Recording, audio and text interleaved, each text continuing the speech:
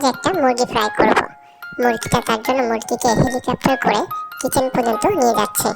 Kitchen নিয়ে এটাকে সম্পূর্ণ প্রসেস করে দেন এটাকে আমরা একটা ফ্রাই করব। মশলা মাখানো হয়ে গেছে।